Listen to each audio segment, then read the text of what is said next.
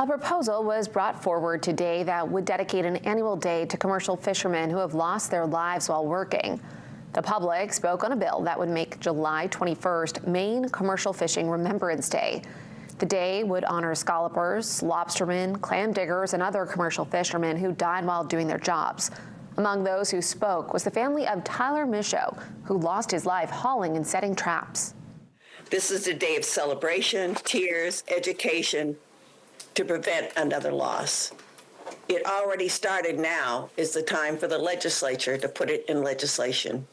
Our fishermen and fisherwomen deserve this recognition because of what they give us. Every time you eat your favorite seafood, lobster, shrimp, clams, haddock, etc., think of them and your recognition of this hardship they go through to get this to you. The proposal comes as a memorial was hosted on July 21st of last year. The bill would make the Remembrance Day annual and